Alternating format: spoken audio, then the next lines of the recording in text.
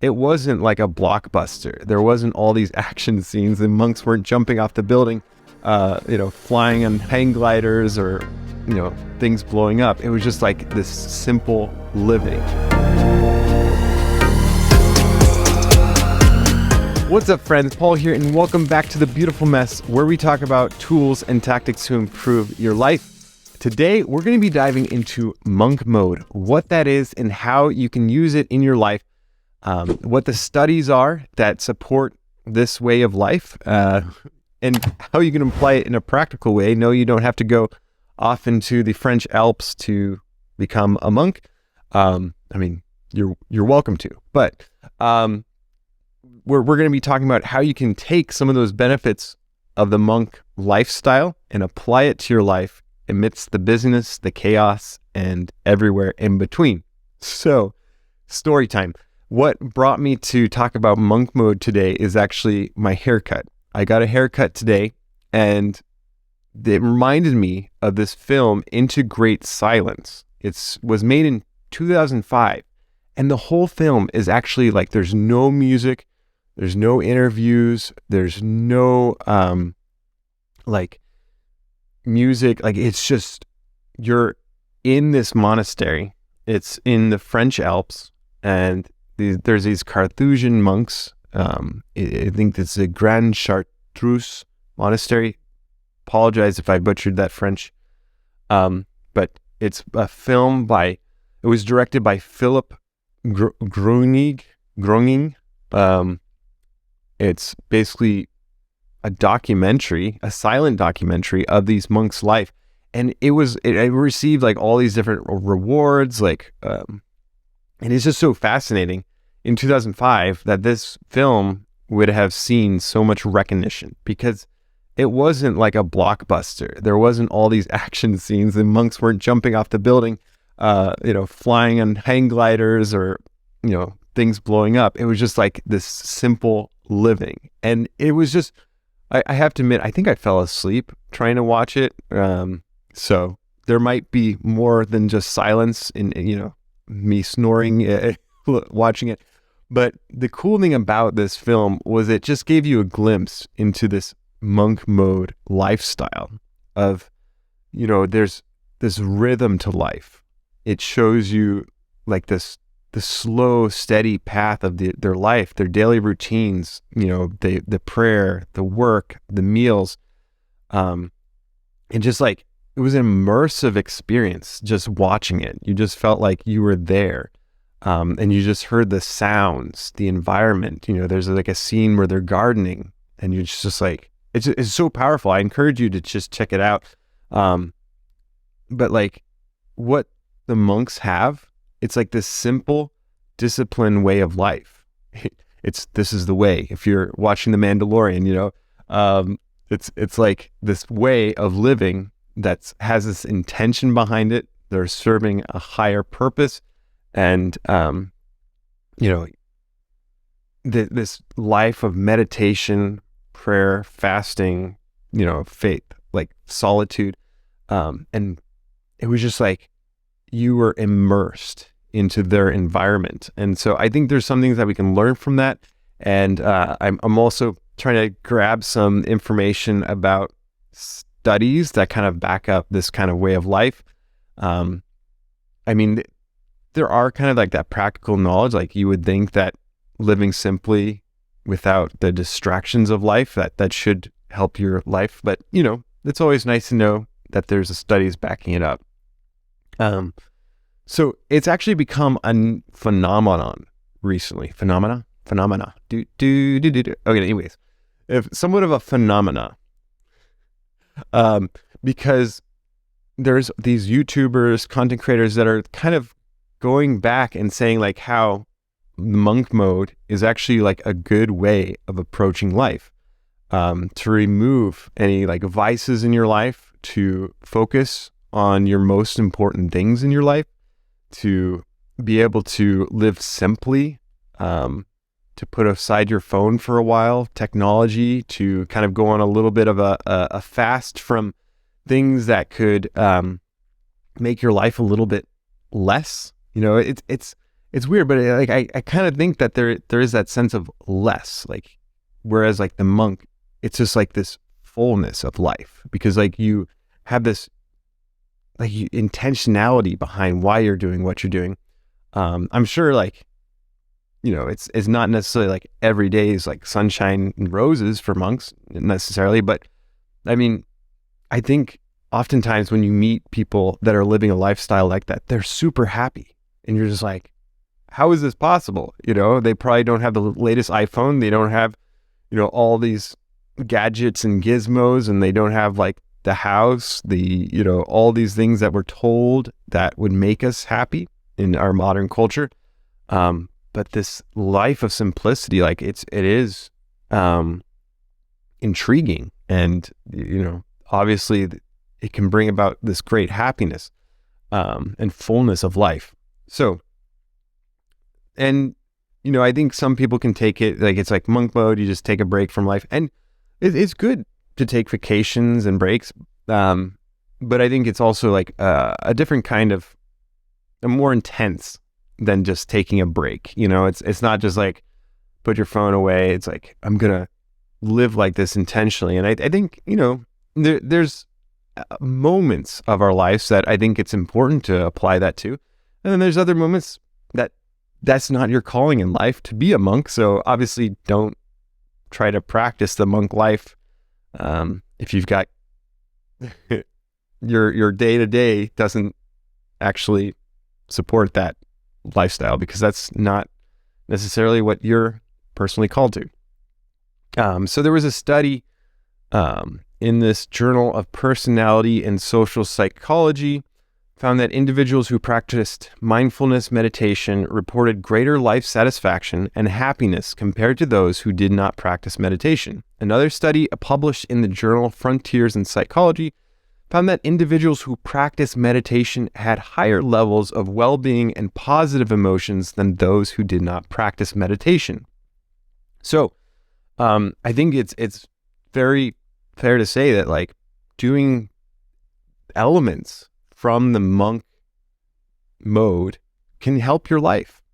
Simple things like taking time to pray, taking time to meditate, just removing distractions. Set a timer or something that that you can just be and like enjoy the silence,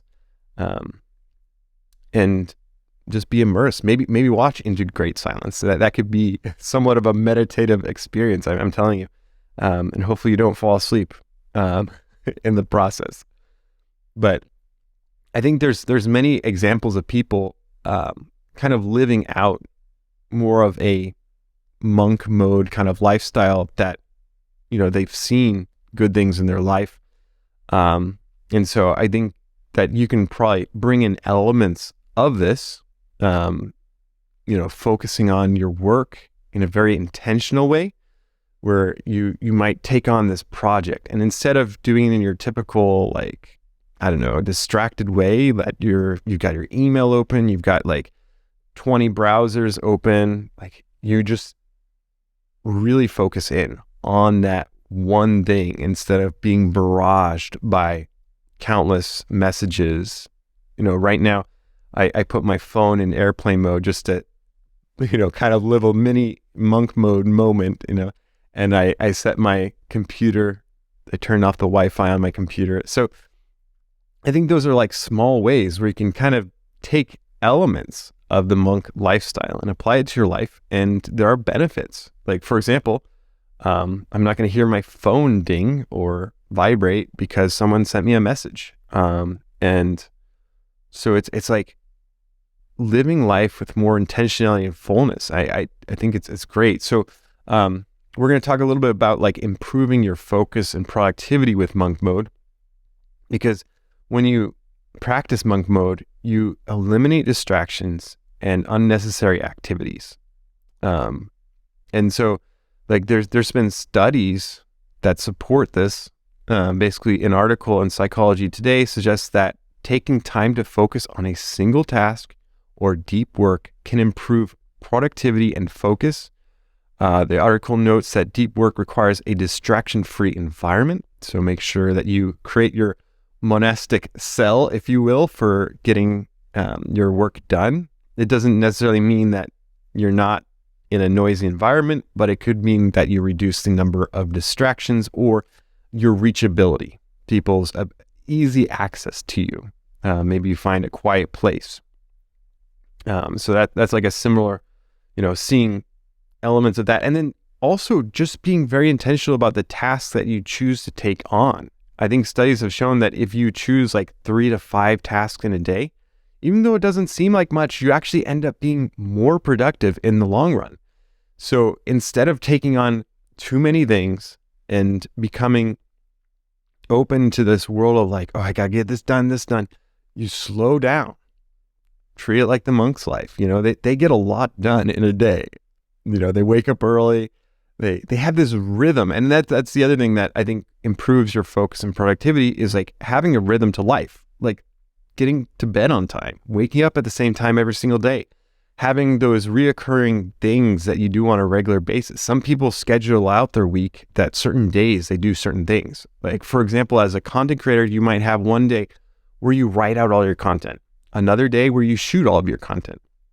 And so you kind of batch create these processes, and it allows you to kind of take in that activity a little bit more as a whole versus like, oh, I got to do this, and then I got to do this, and then I got to do this. And it's like, you're just bouncing from one thing to the other. But if you can slow down and just appreciate the work that you're doing, practice gratitude, be thankful for the work that you've got in front of you. I mean, that's actually crazy to say, but it's true. It's like, practice gratitude for what you have. Even if it's doing work can be very fulfilling. Work can be a good thing. It's not always that one thing that you want to get away from, which I think, sometimes in our society, that's what a lot of people say. It's like, you want to push work away, but no, work gives you this opportunity to prove yourself, to prove and improve yourself, because you encounter all these problems and you get to find ways of solving them. And that's, I think, a very exciting thing, being able to help people where they're at. Another study showed that in the Journal of Experimental Psychology found that interruptions during the work tasks can have negative effects on focus and productivity. The study found that even brief interruptions can disrupt focus and lead to errors. So, I mean, that's another testament to just putting aside your devices, maybe going for a period without, having certain apps on your phone, maybe removing social media from your phone for a period of time. And, you can kind of practice different elements and see what resonates with you, where you see the most improvement in your life, and see which ways can lead to a more full life. And think back to your life and think about the moments that you felt most fully alive. Ironically, often it's those times where at least for me, I can't talk for you, but for me, it's like those times where you've been fully engaged in life. And it's like the simple things, like where you don't have to worry about your email inbox. Like there was a time where I just like disconnected for that for a couple, I think it was like a week, 2 weeks, 3 weeks, somewhere around there. And like there was just like this rhythm to life, and you just felt like it was like right, and so bringing back elements of like when you feel most fully alive, I think is a great way to kind of become more monk modish. And another cool study supporting kind of the monk mode principle, it was in the Harvard Business Review, found that taking time away from work or unplugging can improve focus and productivity when returning to work. The article notes that unplugging can take many different forms. So it can include taking a vacation or simply disconnecting from technology for a period of time. So maybe you have a certain time of the day set out. Maybe it's the morning. For the first 4-5 hours of the day before noon, maybe you don't check your phone. I know it's hard. Like I've tried it, and it's hard to do. But like I think you can see the benefits of removing distractions from your life.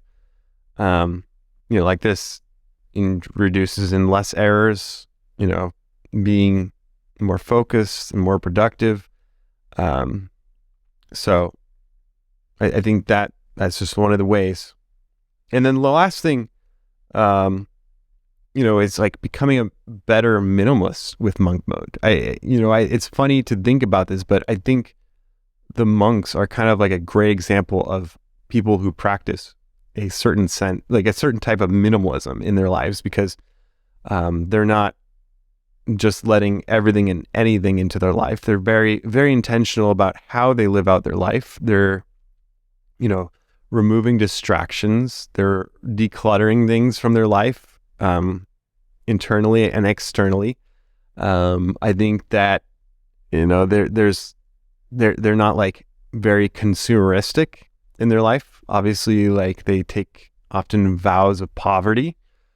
So they're very intentional about where they spend their time, their energy, their life. It's a very focused way of life. And so think about your life right now. What are those things that you should be focusing on? Like maybe write out a list of the top 5-10 things that you should be focusing your energy and time to. Next, write a list of what those things that you are spending, in 5-10 items where you're spending the most amount of time in, and compare the two lists and maybe see where you can reduce time in one area so you can add into that other category so that you can become more monk modish. And in the monk mode of just living life with fullness and intentionality, because I think that element you should just apply. Like I don't think you need to necessarily judge about that. I mean, so there's certain elements I feel like, because we all, I think, can become more intentional and mindful about our consumption habits, whether that's media, whether that's the food that we eat, giving us good, wholesome food. I watching the monks, I don't think I saw a donut, or, like unwholesome food. I think, it's a very organic kind of place where they like grow a lot of the food there, I believe. And so it's just like another way of living kind of a monk mode, is being intentional about what you consume, the media. Like these monks, I don't think are on YouTube 24/7, doing all these things. I mean, obviously there's probably some monks that might do stuff like that, but I think, just having intentionality. I don't think even if a monk was on YouTube watching stuff or doing stuff, it would probably be with an intentionality behind it. I mean, again, not to say that monks are perfect. No, nobody is. And so the one study some studies have suggested that individuals who live a simple and contemplative lifestyle, which is often seen in monastic communities, may experience greater levels of happiness and well-being. For example, a study published in the journal Social Indicators Research found that individuals who lived a simpler lifestyle with lower levels of materialism and consumerism reported greater levels of life satisfaction and happiness. So my suggestion to you is to see what areas of your life can you declutter. Maybe it's a room, maybe it's a location, like just to reduce the amount of noise. Maybe it's your wardrobe. Maybe there's ways that you can simplify that. Because I think you can use monk mode to embrace minimalism and intentional living, and live better, fully, fulfilling lives. So what are some of the challenges that you might experience while you're trying to practice monk mode? I think it's so easy to fall into the day-to-day like monotony where, you just like kind of get into this rhythm of you wake up, you check your email, you start kind of attacking the day, but it just like your focus kind of dispersed. And again, I love this imagery from Sean Wes's book, Overlap, where he talks about how you have these different fires going on. And if you try to keep all the fires going on this beach, you run to one, to the other, then they're only going to stay like a small fire. If that, they're probably going to die out because you're dispersing your energy along all these different fires. But if all of a sudden you decide like, I'm going to focus in on one fire and make sure that, becomes a great big bonfire, then I can shift my focus, and that fire should be sustained, and then I can go back between the two.